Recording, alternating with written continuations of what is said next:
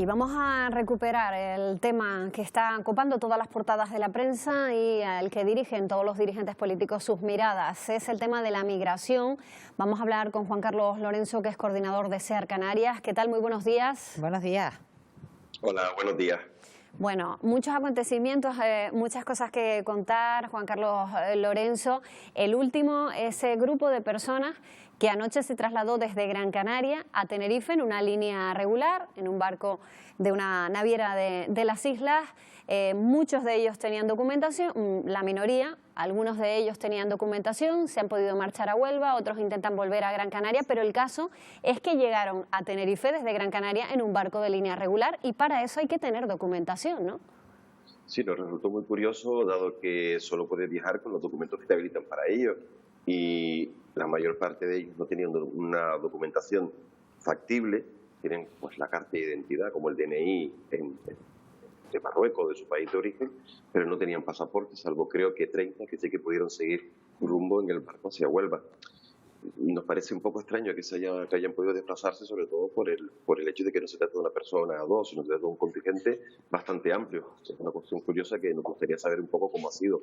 No tenemos la información exactamente de qué es lo que ha sucedido.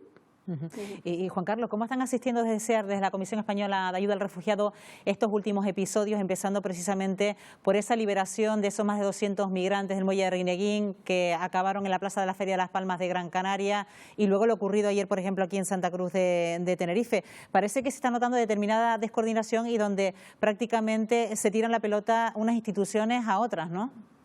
Sí, para nosotros nos ha parecido inaudito e inaceptable que se haya producido una puesta en libertad de 227 personas sin ningún recurso de acogida humanitaria de emergencia previsto y sin informar a las autoridades ni territoriales de la autonomía y del municipio ni las autoridades estatales. Eso demuestra un elemento más, pero elemento grave. Esto no es un elemento más, es un elemento significativo de la descoordinación entre ministerios, por ejemplo, entre inclusión y entre el Ministerio del Interior, que no puede volver a suceder, pues que genera no solo una situación de alarma innecesaria, sino una situación también de orden público que nos podemos ahorrar. Además, sí que hemos querido tener elementos para forzar la cohesión social que puede haber en las islas, esto es un elemento que se añade más a una alta lista que hace que la gente lo comprenda bien, porque no se les explica bien, porque no somos pedagógicos con respecto a la realidad migratoria. Eso hace que la gente se rebote y de alguna manera genera recelo y rechazo. Y lo de ayer con respecto a ese traslado de estas personas de Gran Canaria a Tenerife, y luego querían volver, un grupo de ellos querían volver, una compañera mía de trabajo volvía en el barco de las 4 y había muchas personas agolpadas para buscar un billete que no podían comprar, también genera un problema de desestabilización, sobre todo en los municipios, en las corporaciones locales y entre la ciudadanía del día a día. Han empezado ya los traslados a Barranco Seco, pero ese no deja de ser otro emplazamiento que, aunque con mejores condiciones que el campamento de Arguineguín, tiene un número limitado de plazas de acogida y dado el volumen de personas que está llegando a las islas, no sé si va a poder ser la única solución que van a tener que presentar las autoridades, ¿no? La realidad es que todo lo que es la gestión de la red migratoria en Canarias está en una situación de colapso estructural permanente. Es decir, la situación del muelle de Arguineguín, el hecho de que no estén habilitados esas instalaciones públicas que se han anunciado desde hace meses, acuartelamientos, etcétera, etcétera, para poder asumir y gerir un número significativo de personas, queda obsoleto al día siguiente. Es decir, estamos en un colapso permanente y continuo que hace que estemos siempre reaccionando en vez de previendo situaciones. El emplazamiento del muelle de Barranco Seco, del polvorín de Barranco Seco, se supone que tiene que servir como un centro de atención temporal extranjero para esas primeras 72 horas. A día de hoy entiendo que no es así, porque estás trasladando del muelle de Arguineguín a ese emplazamiento. Vas a aliviar la carga de personas que tiene el muelle de Arguineguín en este momento, un espacio de 400 metros cuadrados, pero no va a resolver las situaciones de acogida, porque estamos viendo la manera de afrontar una realidad como esta desde la unidimensión de dimensionar las plazas de acogida.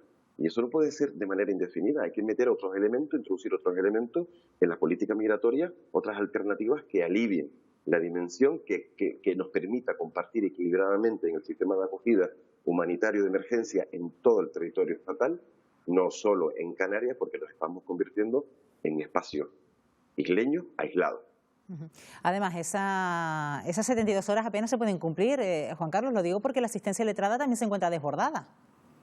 Cuando las dimensiones se desorbitan y los colapsos estructurales existen, todo se ve afectado. No solo la capacidad de acogida humanitaria de emergencia, no solo la información con respecto al derecho de asilo y la trazabilidad en todo el proceso que pasa esa persona con respecto a si tiene un caso concreto de solicitar asilo porque está en una situación de persecución en el marco de la ley, sino que la tutela judicial efectiva, el ser asistido por un letrado, por un intérprete, hacer las cosas bien, se ve afectado necesariamente, pero no me parece que sea la excusa ni la pandemia COVID para el hecho de tener a las personas de esa manera, ni el hecho de que la dimensión está tan desbordada que hace que no podamos hacer frente a nuestras responsabilidades. No es una excusa. Pongamos los medios necesarios para que seamos responsables, para que seamos rigurosos y sobre todo para que cumplamos los derechos de las personas, porque ya no solo es una cuestión de no tengo un sitio donde llevarlo, sino de acceder a derechos que les reconoce la ley. Los traslados a la península parece que siguen sin ser viables, el Estado no ha dado ninguna respuesta. ¿Ahora mismo es la única solución real?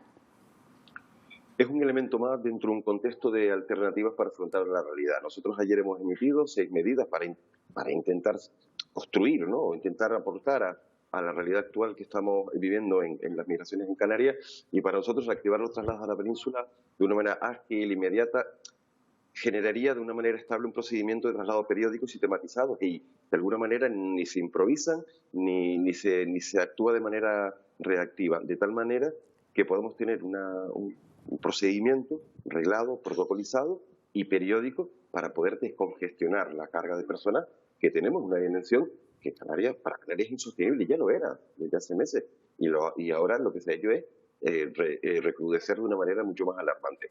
Y por supuesto los traslados también implican solidaridad territorial, es decir, diseñemos una redistribución de personas equitativa y solidaria entre todas las comunidades autónomas para evitar situaciones de sobreocupación como están ahora mismo experimentando las islas.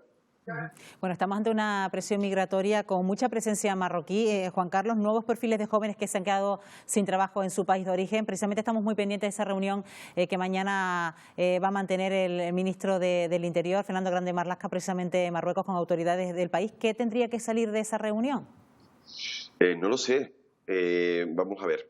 Nosotros hemos constatado ese cambio de perfil a mitad de mes, sobre todo a mitad de año, sobre todo a partir de septiembre.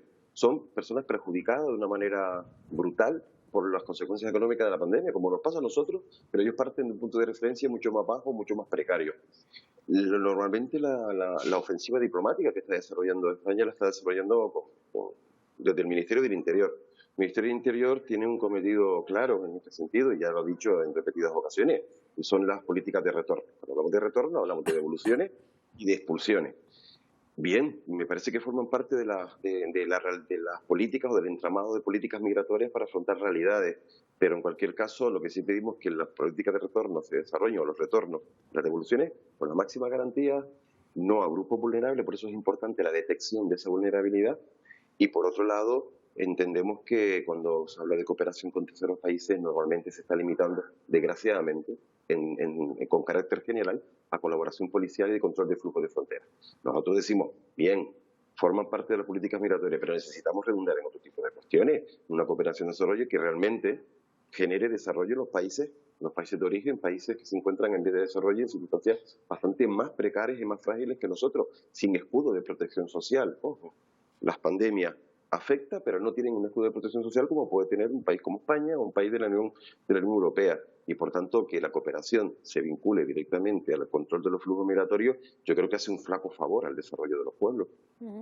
Decíamos que lo deseable y lo lógico es que estas situaciones no se vuelvan a repetir, pero lo que pasó en Gran Canaria con esas personas en la Plaza de la Feria, desamparadas durante horas hasta que se les buscó una salida, o lo que está pasando en el puerto de Santa Cruz de Tenerife, se puede volver a repetir, sobre todo porque, como decíamos, esas personas son libres, o sea, pueden circular libremente en un plazo de 72 horas y quieren buscar una salida, ¿no?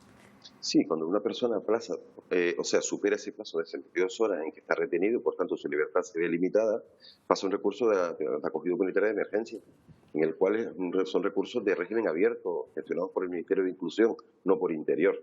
Son personas que están viendo la situación, que muchas de ellas son inexpulsables a sus países de origen y que ven que se quedan en un lugar en el que las oportunidades son cero. No olvidemos que una persona en situación irregular solo puede regularizar su situación tras el transcurso de 3 años por una figura del arraigo social. Un arraigo social que exige un contrato de 1 año a 40 horas. De eso no hay en el mercado de trabajo para nadie, prácticamente. Las personas ven Canarias también como una primera etapa dentro de un proceso migratorio mucho más amplio. Y tenemos que entender eso. Y si no podemos devolverlos a sus países de origen, lo que no podemos es estancarlos en un lugar del que no pueden salir. Es esa imagen de la isla cárcel que hemos visto en Lesbos, que hemos visto en Lampedusa y que desgraciadamente se está reproduciendo en las Islas Canarias. Por tanto, si una persona es inexpulsable, deja que fluya, deja que continúe su proceso migratorio, traslado a la península a plazas de acogida humanitaria allí o con sus redes de apoyo. Nos consta que muchas de las personas que se encuentran ahora mismo en Canarias tienen redes de apoyo en península y por tanto podrían perfectamente desarrollar pues, al menos un mínimo horizonte vital en sus proyectos de vida. Pues Juan Carlos Lorenzo, coordinador de SEAR Canarias, muchísimas gracias por estar con nosotros. Buenos días. Gracias a ustedes, buenos días.